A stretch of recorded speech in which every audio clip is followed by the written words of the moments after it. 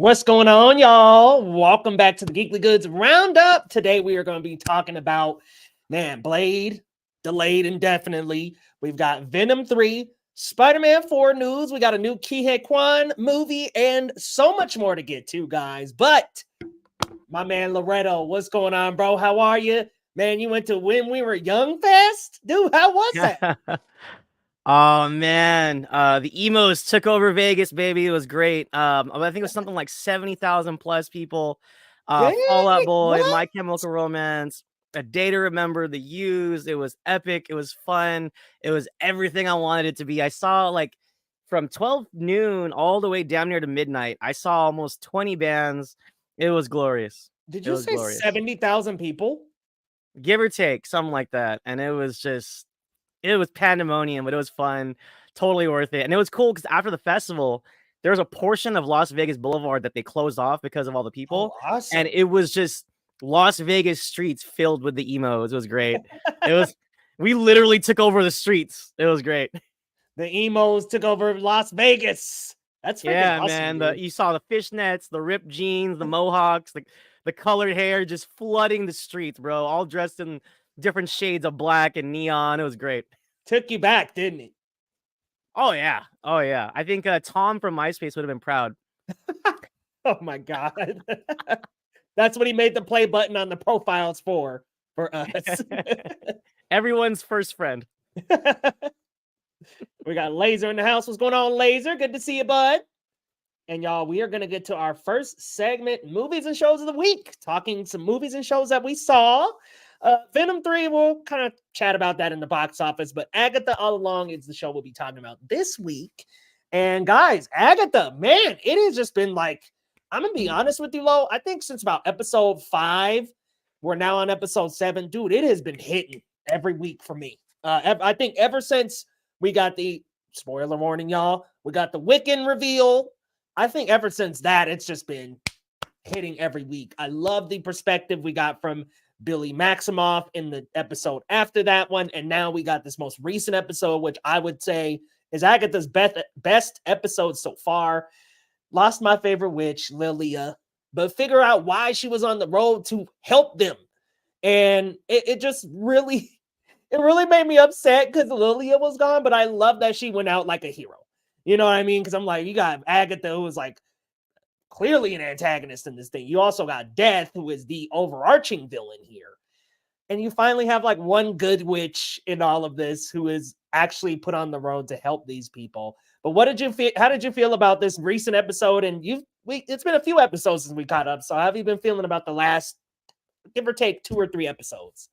I agree with you 1,000%. I think the past 2 episodes have been some of the best in the whole series. Yeah. I think this one was my favorite though. I agree. I think Lilia has been my favorite character from the jump. So that's Patti LaBelle, right? Y'all were raving about her before the show.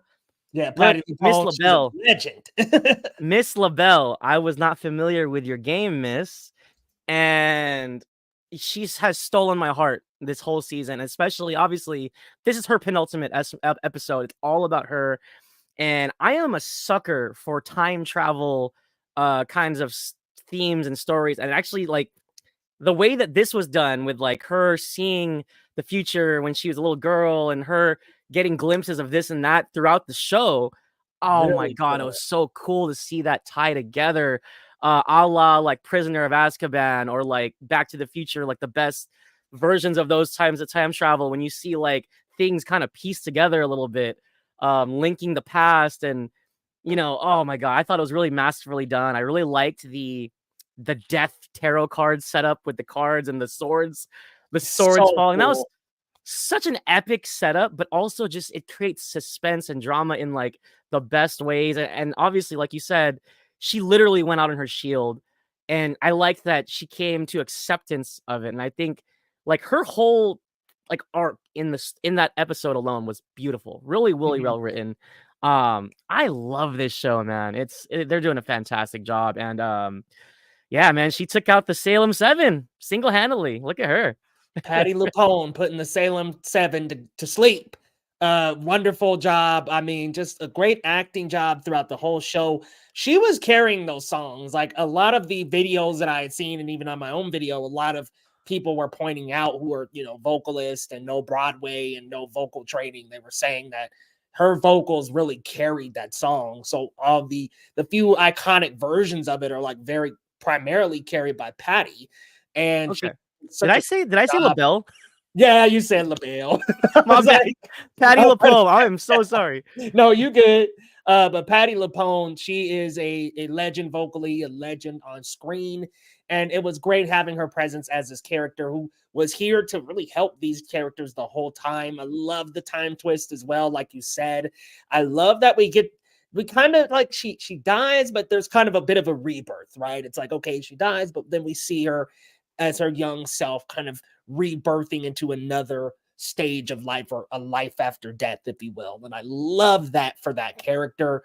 Man, I've just been loving all these new uncoverings and reveals. We also got Death being revealed. Rio is Death. I love that reveal as well. Agatha was so shook about it, but then talked about she likes the bad boys. Also, I just love that it's opened up a show where that Marvel has done under Disney's banner, that queerness is accepted. And I love that they depict scenes in that community. And I think that it's very welcoming to people who belong to that community. And I think that Disney needs to keep on doing these things. I think this is a great example of, hey, and I'm not saying I ever had this thought, but these people who watch The Alkalite and rage about people and the race that they are, like, no, it has nothing to do with that.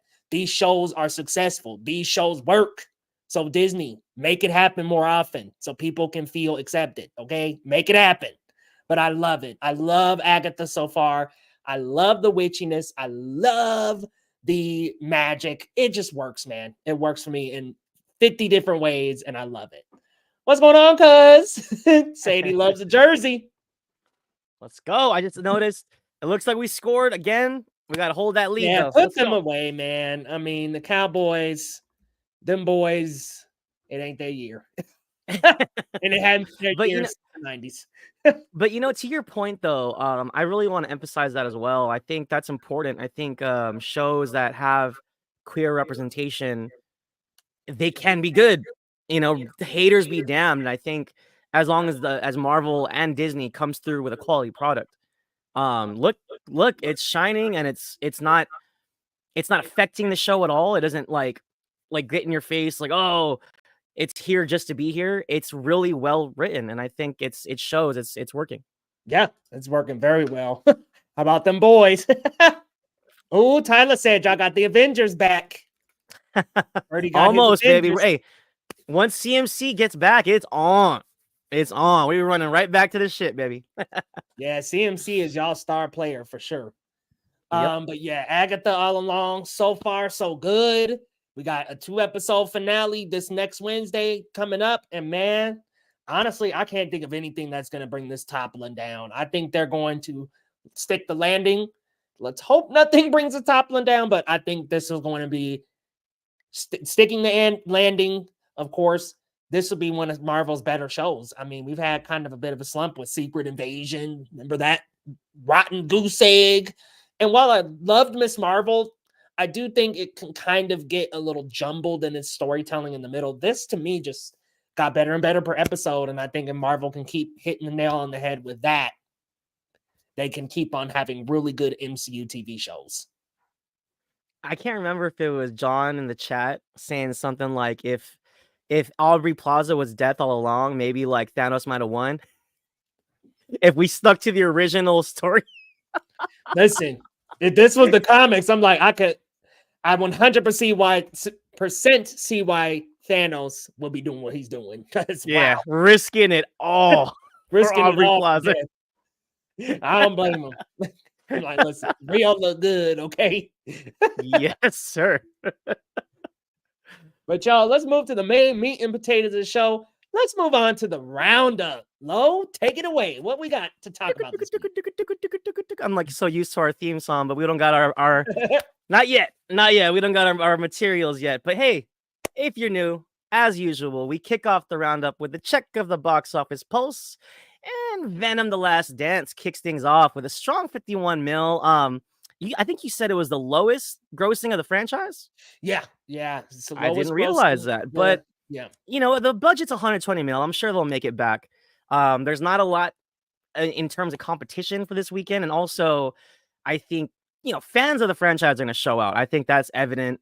51 mil is nothing to sniff. It's not bad. It's not like it flopped. So I think it's a strong opening. It's spooky season. Venom kind of fits along with that. His goofy symbiote monster looking ass. He fits the spooky season, and I think fans will show up. I think this film will have legs up at least until the third week of November, I believe. Smile 2 drops to number 2 with 9.4 mil, but they're doing fantastic. I think their budget was under 30 mil, and they're already at 40 plus in its second week. So horror fans, stand up. Yeah, Smile 2 is killing it, and horror fans are just. It has been a really good year for horror from front to back. Most horror films have been doing really well, going back to like The First Omen, Longlegs, Maxine for a little bit, and now we're here with Smile. Horror fans are eating this year. 2024 has been a great year. The Wild Robot shows its legs, 5th week, pulling in 6 mil at number 3. Conclave debuts at number 4. It's that award season priest drama starring Ray Fiennes. A lot of buzz about that one, so that one will probably linger on going into the award season, as we call it, getting closer into next year. And rounding out the top 5, we got We Live in Time, starring Andrew Garfield, Florence Pugh. I really, really want to watch this movie. I just don't know when I'm going to get a chance to, but I'm glad that people are coming out to see it. A24's newest romance, something they don't have a lot of, so I think that's really cool. Leo, what do you think here? I think it's like, I think it was a given that Venom was number 1, but are you surprised with like it kind of hit lower than expected, I think?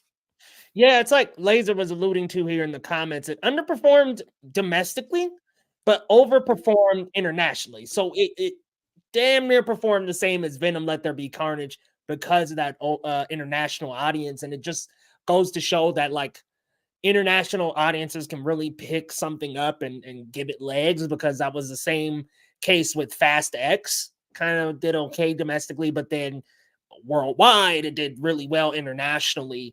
So it's a weird case of it did really good it did great. I would say maybe even really good, maybe not great, really good overseas, but not great domestically. And I think the issue is, I think people are getting to the bottom of this Sony villain universe, and they're kind of just like, why? Also, Right. I won't spoil, but there's a post credit that sets up something for later. But when is that later going to happen?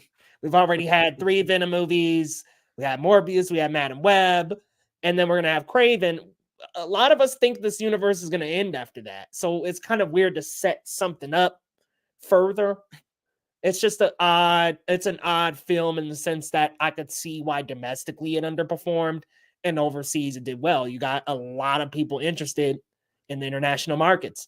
But here, people are probably just tired of this. Like, they're like, okay, there's a list of superhero movies that came out this year, and their Rotten Tomato scores, and none of them are over 78.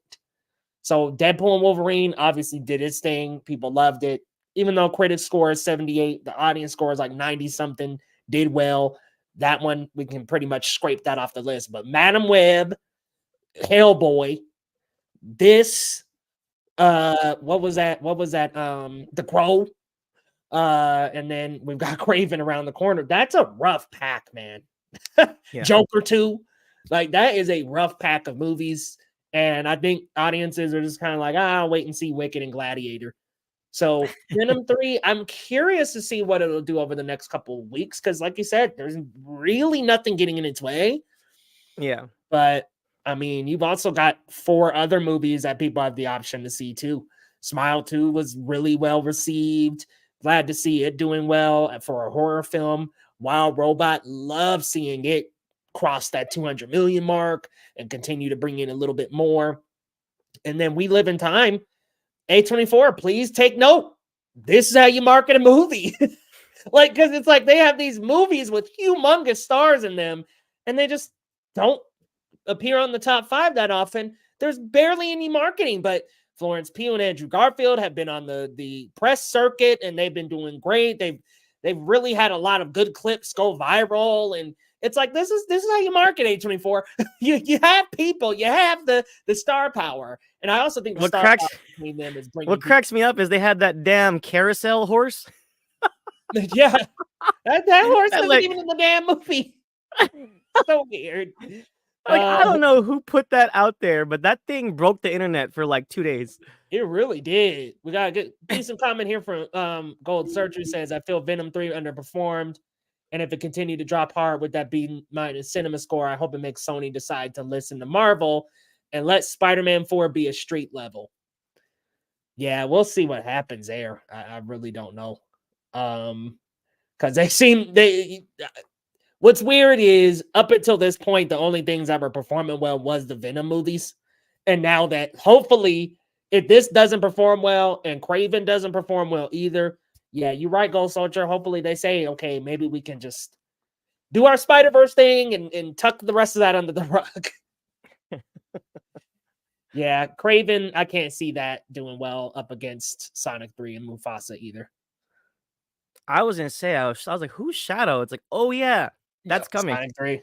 Yup. But yeah, box so office this week, interesting box office. And it seems like everybody went to see Venom, and if you look at it, like all the other movies were kind of in the single mills. So it's like everybody either saw Venom or kind of just stayed home this weekend. So yeah, it's a slow week. It was a slow one. Yeah, I think it's gonna be like that going into the holiday season as well. But I think to your guys' point, I was watching your guys' stream last week, which is fantastic, by the way, when it was just you and Eli while I was gone. Partying my emo ass off. Box office overall is doing better this year, so you love to see it. Absolutely. All right, y'all, let's kick it into our first story, which is kind of a downer, you guys. I mean, we kind of saw this coming as well, but officially Blade has been delayed indefinitely. Marvel has removed it from its upcoming release schedule. And I put a picture of Wesley Snipes there. Obviously, he has that throwaway joke line like, "There's only ever going to be one Blade," but you kind of get the feeling like maybe he's right.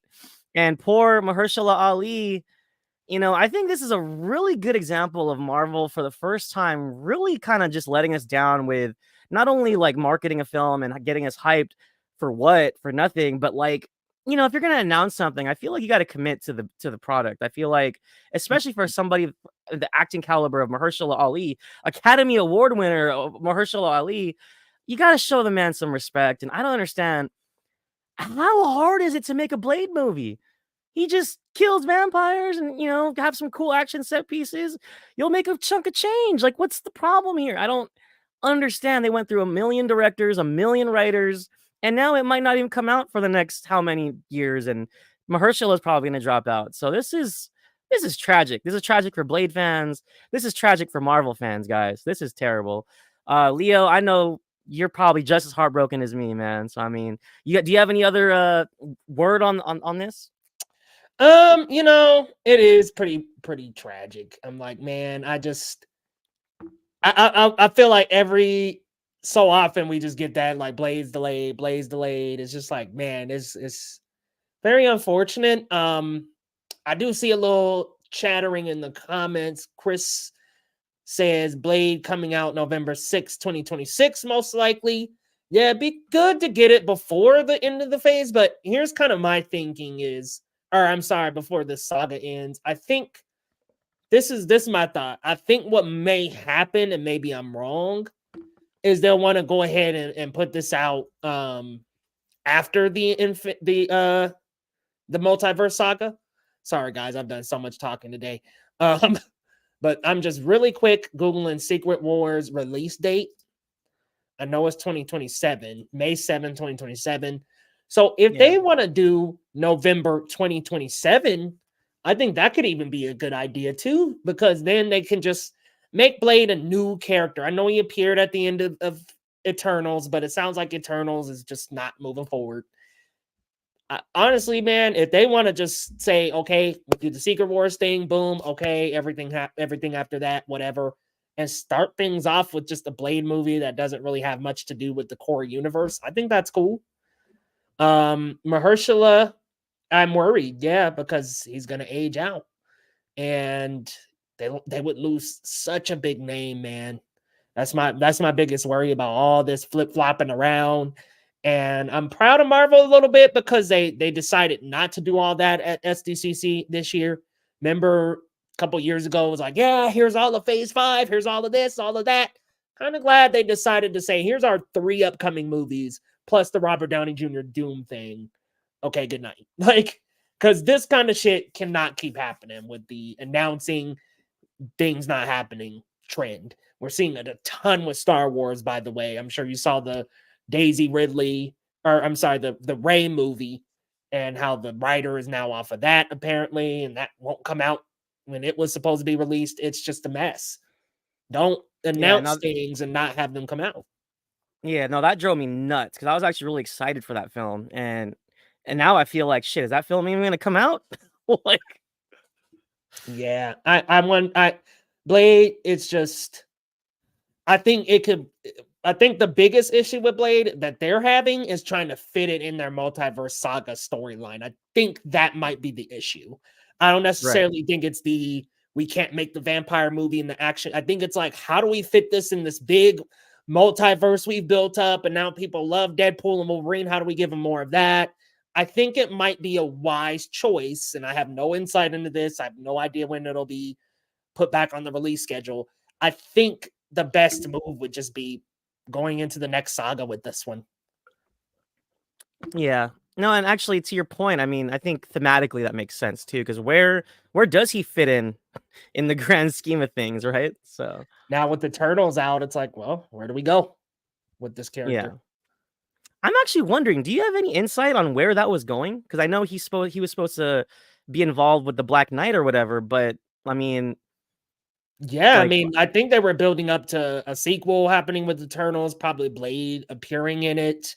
okay, Him and Black Knight working together in the Blade movie. There's also been talks nonstop of them speeding up development on the Midnight Suns project. I don't really believe all that until I see some concrete evidence at this point, because it feels like almost once a month we get Marvel's doing the Midnight Suns rumor, and it's like, till we get an official thing from Marvel, whatever. right. So yeah, definitely an unfortunate. I'm not gonna say end, but just an unfortunate turn of events for what seemed like such a cool idea. What, 6 years ago? Right. Tyler's in the loop. He's in a time loop with Blade being delayed every few months. We're stuck in that same loop, bro. It's crazy. Yeah, not for real though. I feel like we've been saying this for years. It's literally been years. Right. This one got me kind of hyped, guys. So next up, Love Hurts released a first official trailer, produced by 87 North, the action team behind films like Nobody and Violent Night, and a lot of their stunt crew worked on the John Wick films, I believe, right? 87 North. Um, so we have Academy Award winner Ke Huy Quan making his starring role debut. You love to see it. Ariana DeBose is also in this film. He's actually reunited with Sean Astin, who was with him in the Goonies way back when. And then, as you can see in the still here, we have Marshawn Lynch as a hired goon going fisticuffs with Ke Huy Quan here. And I don't know if you guys seen the trailer yet. Check it out. It's on YouTube. It's cute. It's fun. I like the song choice. You love to see Ke Huy Quan just have fun and be who he is. Obviously the story is kind of generic. It is what it is. But with an 87 North picture, you just know that regardless of the cheesiness of the story, you're going to get good action. And as long as you have likable stars a la Ke Huy Quan or Bob Odenkirk and Nobody, you're going to have a good time, I think, generally. I actually really like Nobody, by the way. So yeah, the trailer, I think it showed too much for my taste. That was a really long trailer. Damn near showed the whole damn movie. So I guess Ke Huy Quan used to be a killer. He's trying to live a normal life. He has a brother played by Daniel Wu, who was in Into the Badlands on AMC, Tomb Raider, the newest one that nobody watched. He was also in The New Police Story with Jackie Chan back in the day. Pretty cool actor, really talented martial arts wise. But again, I'm not here for the story. I'm here for the action. I'm here for Ke Huy Quan. I'll probably be seated. I'll just be honest. I'm a sucker for this kind of stuff. I love good martial arts films, and Ke Huy Quan's one of my favorite actors. So I will be seated. Leo, what do you think about the trailer?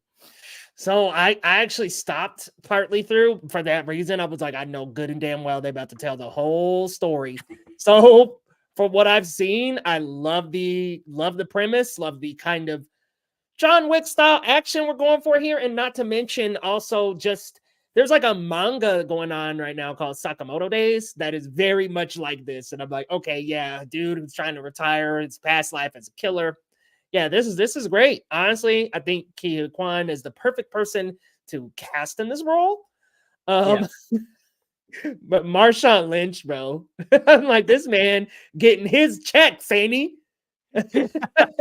Getting into acting, I'm like, oh shit, he was in Bottoms. Now he's in Yeah. this. I'm like, this man is getting his checks. But Hell yeah, yeah. dude, it Bay looks Area native Marshawn Lynch. You love to see it. yeah. Bay Oakland Area Oakland native High's finest right there. who peaked for Seattle though. I mean, dang, he couldn't play for his home team. Nah. I wish. But he did come back to the Raiders though later in his career. Yeah, that's true. That's true. Yeah. That was awesome. Ariana DeBose, love seeing her in anything. Yeah, man, this has just got the building blocks of what could be a very fun movie. I hate that it is in February. I get that the love hurts thing, but like, man, that could be a graveyard sometimes. So I just Yeah. hope it does well. I hope it does okay.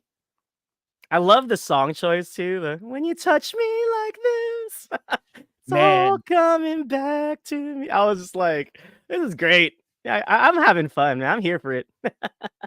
Chris talking about the Interior Chinatown series trailer. I did Yes, see that. looks pretty good.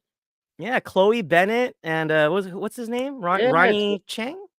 yeah, I'm here for it. Looks funny. I love Chloe Bennett, by the way. She was our Daisy, our Quake from Agents of yeah. Shield. I've always had the biggest crush on her, and I'm Team Agents of Shield. So, you love to see it. You love to see it, and Yeah, good to yeah, see her getting Christopher. some work, and then Taika Yeah, because Waititi's on it too as a she producer. deserves it. I think she's got chops. She could do action. She could be funny, and she doesn't really get a lot of roles. So. Yeah, so good to see her in this film as well. Yeah, it just looks like it could be really, really fun. I just hope it does well at the box office. Yeah, and I think that'll be interesting. I'm not sure what it'll be going up against, but hopefully audiences come out. I think it looks like it should be a good time. So, Yeah. all right, next up, we got into some really interesting things here. I actually saw this interview. What was that? Jimmy Fallon he was Yep. on? Hmm. Tom Holland officially confirms that Spider-Man 4 will begin filming next summer. And I love the whole like Jimmy was poking at him to like get some information, and then Tom was like, "You know what? I think I can tell you this." He So straight let's up was go, baby. lying last time. Remember they played the little flashback, and he was lying about the Andrew Garfield, Tobey Maguire. He's Yeah, like, yep. yeah, I was actually just on set with them the next day. Like, damn, bro. But as a Spider-Man fan, me and Leo, both of us, we're huge Spider-Man fans. You love to hear it, you love to see it.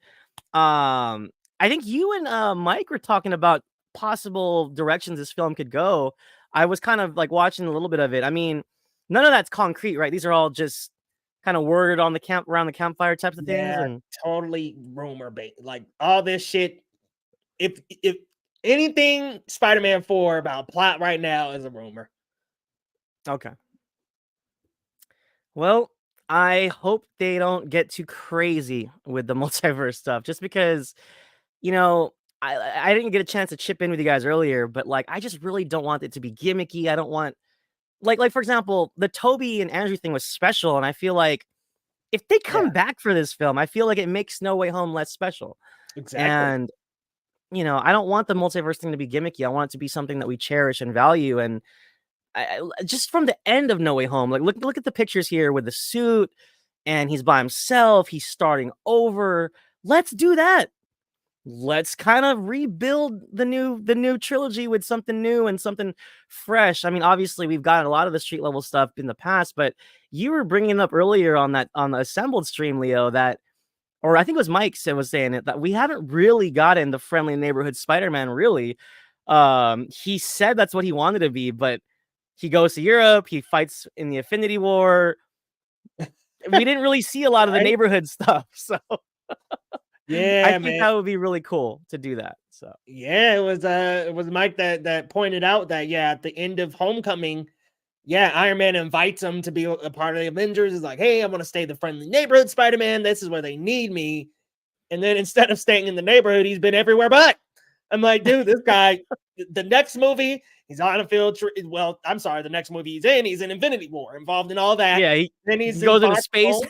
Right. Went space, came back, went to London, came back. And it's like, okay, No Way Home. Yeah, we're finally back. And then there's the multiverse stuff going on, which worked for that movie. But yeah, we haven't gotten Friendly Neighborhood Spider-Man.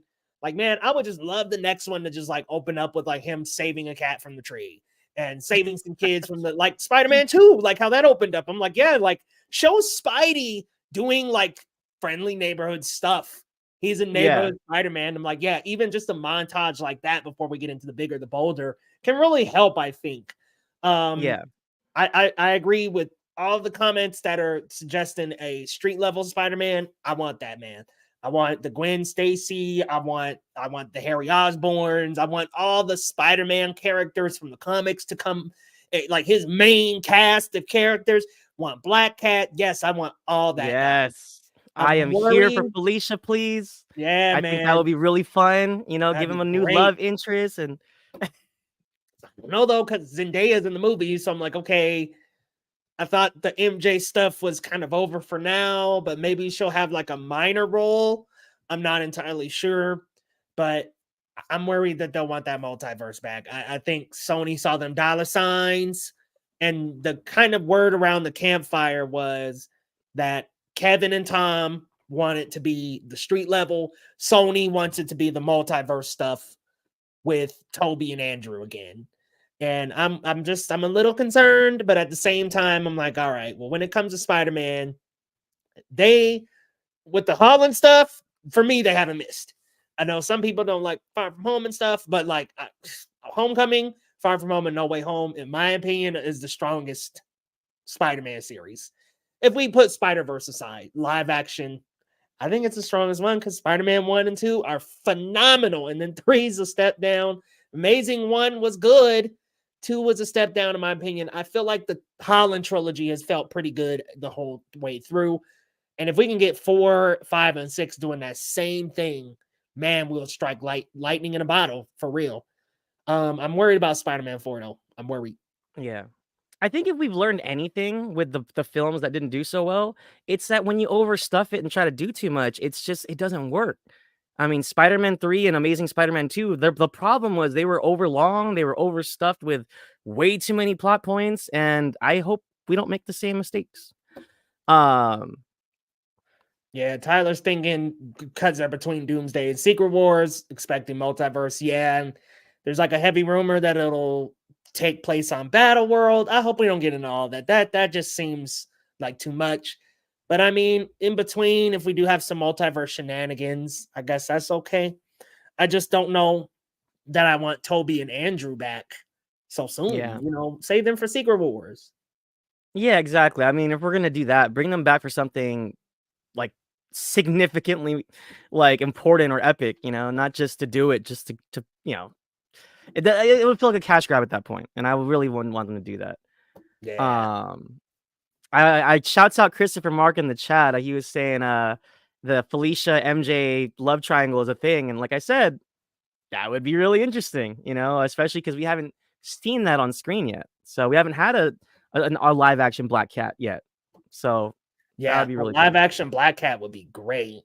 But I want Gwen to be, I want some Gwen feature. So speaking on the MJ portion, when are we gonna get Gwen? That's where I'm at with the MJ thing. But do we have MJ, Gwen, and Black Cat? Maybe it's not such a bad thing, but I don't know. I'm just kind of I want an MJ to kind of be back in 5, but we'll see what happens with that character. Right. No, and honestly, I saw you guys talking about it earlier. It's like, are they gonna get their memories back? Like, what is like, how are we playing them, getting them into this story? Like, it's weird, right? Like, what's gonna happen? Thoughts on Spider-Man and Doctor Strange 3? Hey man, you asking the wrong person. Because I'll take Spider-Man in any of these movies. Yeah, and honestly, like he wasn't in Multiverse of Madness, and he didn't need to be. So I think, and if you guys have seen Multiverse of Madness, I think Doctor Strange has his own problems. I don't think Spider-Man needs to be anywhere near that. He's got third eye problems. For real. Yeah, I think Strange 3 is probably gonna be like with Dormammu, right? Like in like the freaking other dimension or whatever that is. I forgot the nightmare dimension, whatever it was. So I'd love to give you an answer, bro, but I have no idea at this point. And we don't even got Shang-Chi 2 plans, none of that. I'm like, when the hell are we? Where's Shang-Chi 2? Where's Thor 5? Who knows? Jeremy Kaziva, what's up, man? Hey, Welcome to what's the going chat. on, man? Thanks for dropping in the stream. Thanks for joining us. Christopher, thank you. The dark dimension. Yeah, wherever that was. Yeah. Dormammu, I'd like to bargain. All right, let's move on to we got what? Yeah. Film of the next week. Right. Well, speaking of Tom Holland, he was just all over the news this week. He's actually set to star alongside Matt Damon in Christopher Nolan's next film for Universal, which is interesting because he was with Warner Brothers forever, but obviously him and Warner Brothers actually got into a little bit of dispute, and now he's working with Universal. Obviously Oppenheimer was a massive success, and all eyes are on Christopher Nolan. What he's gonna do next?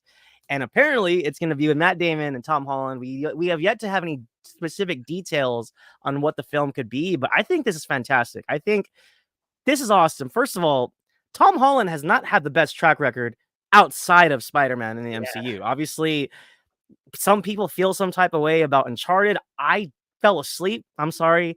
I wasn't really vibing with Uncharted. I didn't see Cherry. What was he in? The Devil movie? What was that one with Robert Pattinson? He was in that, right? That was pretty good. I like that. Yeah, I heard that one was cool, but I feel like, no one really talks about that one. But this would be really cool to establish his career outside of the MCU because he's a great actor. He's got great chops, and I would love to see him shine in something else. It's he doesn't have to be Peter Parker forever. I think he has enough chops to be something more, and this is exciting, man. Christopher Nolan's one of my favorite directors of all time. In my opinion, he hasn't missed. He's one of those guys. He just every movie is an event. Whether it was Inception or whether it was Interstellar or whether it was last year Barbenheimer, like the Nolan film it's something people have to take notice of and see and witness. Even Tenet, love or hate it, I liked Tenet. So I'm here for it. Huge Christopher Nolan fan here. I can't wait, man. How you feeling, Leo? You excited? Yeah, man. Tom Holland, man. It's time to grow that career outside of Spider-Man. I think Spider-Man is a great role for him. But yeah, like you said, he's got more to offer. He was also in that Apple TV Plus series. I can't recall the name off the top of my head. I saw some clips of him in that series. And I was like, damn, he is just tearing it up, man. Like he deserves so much more. Yeah, Devil All the Time, Cherry. Devil All the Time was good, but like I think partly due to Pattinson. And then I think it kind of got brushed under the rug like all other Netflix things. So it just didn't really get its time in the sun that I think it deserved. Yeah, Cherry, not great. Uncharted, not great to me, but there's like a small cohort of people out there that really love that movie. Yeah, it's just been a rocky road outside of Spider-Man. And I think this puts him on the map. Yep, Christopher, the Crowded Room. Thank you. This puts him on the map. Like, I think him working with Christopher Nolan, fantastic idea. Fantastic idea, man. I can't wait to see it. We got Gold Searcher with the Hollenheimer is coming. and you just know Nolan's gonna cook. You know what I mean? So I can't wait to just to see what he's got in store for us, man. I can't wait. I cannot wait. Oh yeah, man. He's about to cook. He about to cook. All right, y'all. And let's wrap it up here with I found an article where we had this extensive interview with the head of 20th Century Studios, Steve Asbel. And I gotta say, WB, even Bob Iger, who he kind of works under in a way because 20th Century is under Disney, take notes. This guy's got some thoughts in his brain. I read the whole article and we really got some insight on how he feels about certain things. And I think as the head of 20th Century Studios, I think he's doing the things right. Like, he's in the article, if you ever take a look at it, like, he establishes that they know what their franchises are, but they're also not trying to oversaturate their market, and they're trying to take the time to do things right. And what's interesting is in between their franchise, obviously their tent poles, he is still sprinkling in like smaller projects, like an upcoming Springsteen film with Jeremy Allen White, Sam Raimi's next horror film, Send Help. So 20th Century is in good hands. I really like this guy. I like what he was saying. And in this article, he acknowledged that Badlands, starring Elle Fanning, will release theatrically after obviously Prey on Hulu had a lot of buzz and uproar that it was so good, with good word of mouth, but we wanted it in theaters, and he heard us. So Badlands will release theatrically. And then within the interview, he also mentioned another Predator film. And I've been hearing a lot more rumors since this article published, but it might be animated. It's also directed by Dan Trachtenberg. It was like a secret Predator film, but it will release before Badlands. So this is awesome. So Predator fans are going to be eating.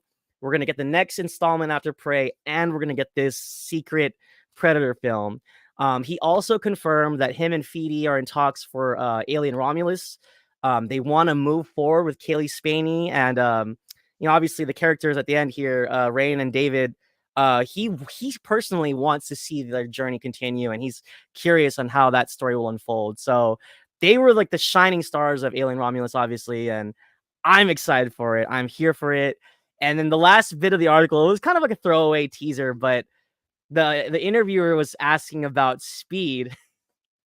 And I loved his answer, because his answer was, if it's right, we'll do it. But it has to be enough to like bring Keanu back. It has to be enough to bring Sandra back. It has to be worth it. But he's interested. So Speed 3, guys, is not off the table, but it's also not, it's not completely in the works yet. So Leo, did you get a chance to read the whole thing, or are you just kind of hearing like the main tidbits? Like, yeah, I got a chance to read the whole thing. I'm excited for the Secret Predator movie, man. I mean, I feel like Alien and Predator are getting some much needed like juice to the franchises that they've needed for so long. Like, we've had just terrible sequels after AVP, which I love the first AVP, admittedly, but that second one, man, what a nightmare. We've just had some rocky road with those franchises, and I'm glad to see that they're coming back, that there are more things on the table, that there's also, potential for the next Planet of the Apes. Like, there's just like so much going for this corner of film going, and I think, man, the more the merrier. Honestly, Alien Romulus too. I'm so happy also for David Johnson just getting more work. He was a standout in this. Not that Kaylee Spaney was bad. I just think, in my opinion, he was the standout to me. And I'm glad to see him. Sure. Yeah, I would love to see him back in more. So yeah, dude, give us more Alien. Yeah, we had Aliens, and then let's be real. After that, it's been of course, Tyler's hooked on the one thing that's not concrete yet, but he's speculating about Speed 3. A spaceship. Like, just make it a spaceship. Let's go to outer space. Or we can make it an airplane closer to the ground. Oh yeah, that'd be fun. Yeah, Speed on a plane, but shit, that plane already goes fast. So I mean, what how are we gonna set the parameters on that? So Badlands is an off-world movie. That new colony planet they're headed to at the end of Romulus could be a great place. Yeah, that could be a good way to cross it over. Yeah, dude, I'm excited for Badlands, man, because like Prey was so goddamn good. This is gonna be another step, man. Another step in this new Prey. And I think what I had heard, if I'm not mistaken on discussing film, I'm sorry, I'm just double checking myself here. I think that I had heard, the Secret Predator film is reportedly, so this isn't quite confirmed, reportedly an animated anthology film. The film will follow 3 stories of predators fighting warriors in different eras, potentially including samurais and pirates. Holy shit. I love that. Phenomenal. Wow. Yeah, that sounds great. And another thing that Steve Asbell said was like, he's really trying to take his time and not rush into anything. Like, he's not eager to just do the cash grab thing. So I like that he's taking his time with a lot of these projects. And Christopher Mark actually mentioned it in the chat, but whenever AVP happens, because he said it's definitely on the table, it's definitely not going to be forced, and it's not going to be like anything we've seen before. We're hoping that the AVP will happen organically and then not just be jumbled together like a versus thing just for the sake of it. So I'm down. I Yeah, because am AVP down. 1 was definitely forced. That was definitely like, Right. let's get some cash out of these Yeah. franchises. But this could be a great build up to a showdown between these two. Tyler said he needs Michael Fassbender back. For real. I don't know. We should cross these streams, man. No, I'm just kidding. I mean, technically, Romulus is part of the same canon, right? So maybe. Yeah, so hey, it wouldn't be too much. Yeah. But yeah, man, that about wraps up the roundup. All right, man. Well, hey, this is a great roundup. Another great show. Lo, let the people know where they can find you and what you got coming up.